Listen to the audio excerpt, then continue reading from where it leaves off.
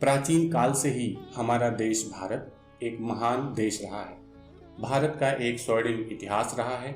समय समय पर यहाँ एक से बढ़कर एक महान विभूतियों ने जन्म लिया है, जिनके सदाचरण, सद्कर्म एवं सद्व्यवहारों से भारत कभी विश्व गुरु बना था।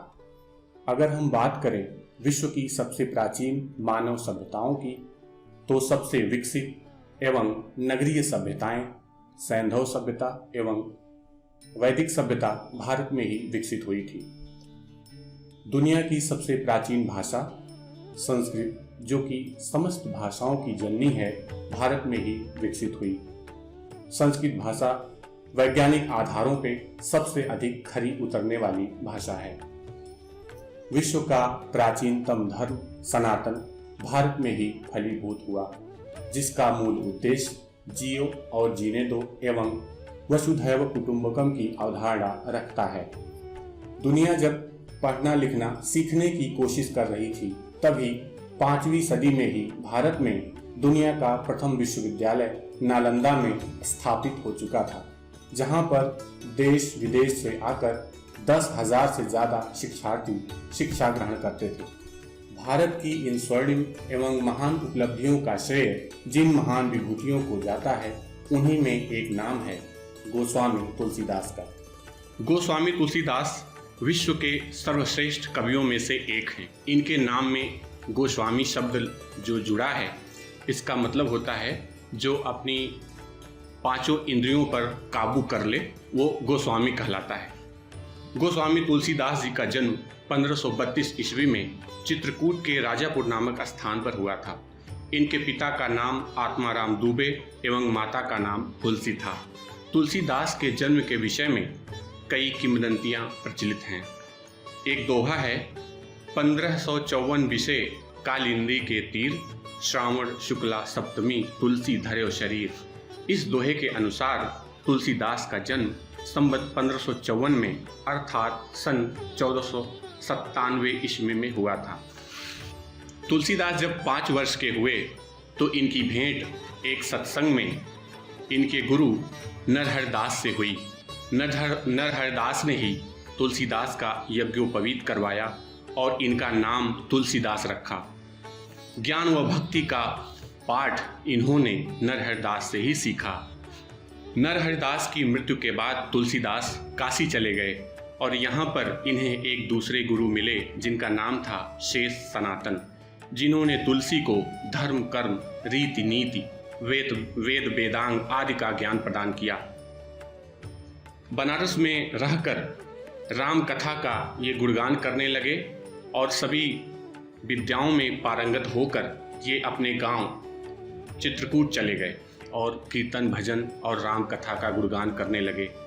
इनके गुणगान सुनने वालों में एक दीनबंधु पाठक थे, जो इनके राम कथा से प्रभावित होकर इनको अपनी पुत्री का हाथ इनके हाथ में दे दिया। तुलसीदास की पत्नी का नाम रत्नावली था। रत्नावली बहुत सुंदर थीं, जिनके प्रेम और आकर्षण में तुलसीदास पूरी तरह से मंत्रमुग्ध थे। एक बार तुलसीदास को बिना बताए रत्नावली अपने मायके अपने भाई के साथ चली गईं। बाद में जब तुलसीदास घर आए और इनको मालूम हुआ कि रत्नावली अपने भाई के साथ मायके चली गई हैं, तो इनको ये बात बहुत बुरी लगी और विरह वेदना में व्याकुल होकर ये उसी क्षण अपनी ससुराल के लिए चल पड़े। इनका ये प्रेम देखकर, ये पागलपन देखकर रत्नावली बहुत क्रोधित हुई और उन्होंने इनको तिरस्कृत करते हुए एक दोहा कहा, अस्थि चर्ममय देह यह तामे ऐसी प्रीति, ऐसी जो श्री राम मह होत न तौ भव भीति। ये रत्नावली का ये दोहा सुनकर तुलसीदास को बहुत धक्का लगा और उनके मन में घर परिवार से वैराग्य उत्पन्न होने लगा। उसी क्षण वो रत्नावली का घर छोड़कर काशी चले गए और पूरी तरह से राम के भक्ति में लीन हो गए। बनारस में रहने के दौरान तुलसीदास जब शौच से लौटते थे, तो जो इनके बर्तन में या लोटे में जो पानी बचा रहता था, वो एक आम के पेड़ में डाल देते थे। उस पेड़ पर एक प्रेत रहता था। इनके पानी डालने से वो प्रसन्न हुआ और वो इनके सामने प्रकट हुआ और बोला कि हम आपके रोज़ पानी देने से अति प्रसन्न हैं, आपको क्या चाहिए हमसे मांग लीजिए। ये सब कुछ ऐसी किंवदंतियाँ हैं जो कई जगहों पे अलग अलग मिलती हैं। तुलसीदास ने अपने मन की बात उस प्रेत को बताई कि वो राम के दर्शन के आकांक्षी हैं और वो राम का दर्शन करवाए। प्रेत के बस की बात कहाँ थी कि वो भगवान के दर्शन कराए, मगर उसने उनको भगवान श्री राम के दर्शन का मार्ग प्रशस्त किया। उसने बताया कि काशी में जहाँ रोज़ राम कथा होती है वहाँ पे जाओ और वहाँ पे जो सबसे बुजुर्ग व्यक्ति, बुजुर्ग साधु जो सबसे पहले आता है और सबसे बाद में जाता है, वो कोई और नहीं बल्कि हनुमान जी हैं। उनसे मिलो, वो श्री राम का दर्शन करवाने में ज़रूर मदद करेंगे। तुलसीदास जी उस स्थान पे गए जहाँ राम कथा रोज़ होती थी। उन्होंने वहाँ देखा वो बुजुर्ग व्यक्ति, वो बुजुर्ग साधु जो रोज़ सबसे पहले आता था और सबसे देर तक कथा सुनता था, उसके पैरों में गिर पड़े।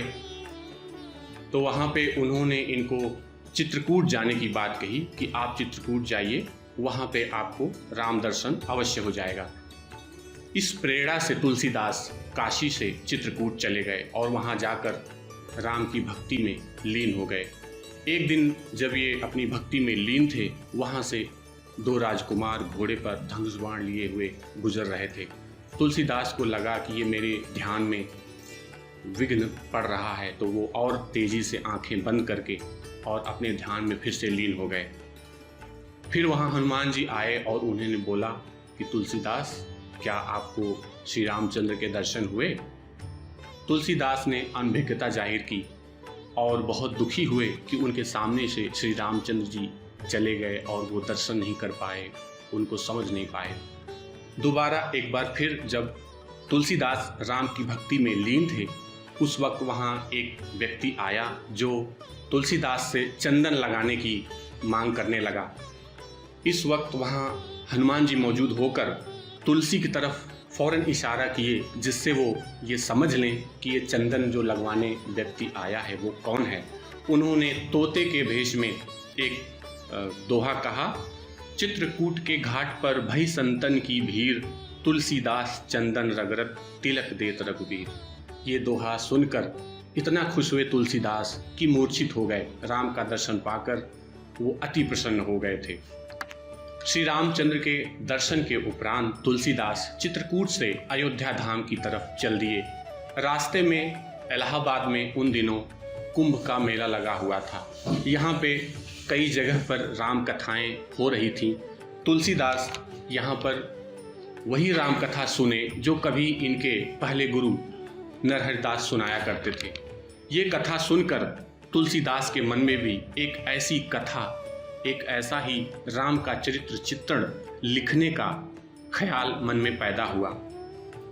काशी पहुंचकर तुलसीदास फिर से राम की भक्ति में, राम की साधना में लीन हो गए और संवत 1631 में इन्होंने वहाँ पर रामचरितमानस ग्रंथ लिखना शुरू किया।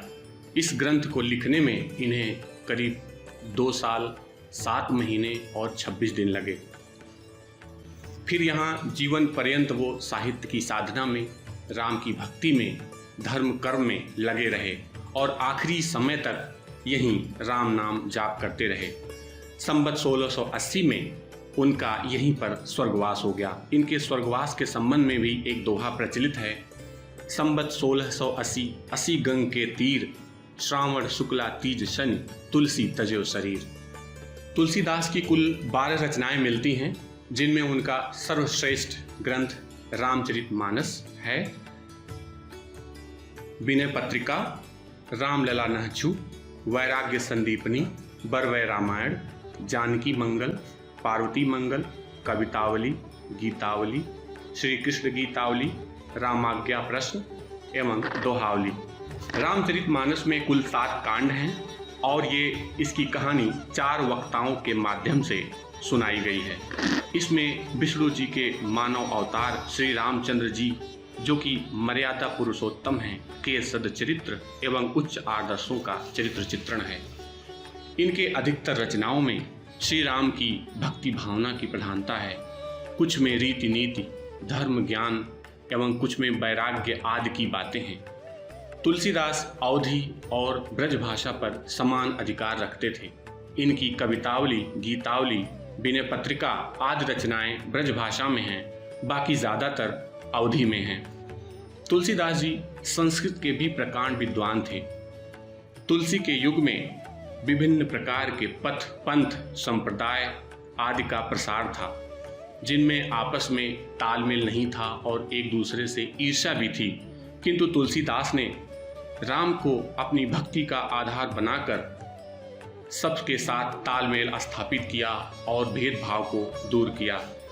राम कथा के माध्यम से इन्होंने जीवन में प्रत्येक संबंधों के बीच समन्वय बनाने का एक उच्च आदर्श स्थापित किया है।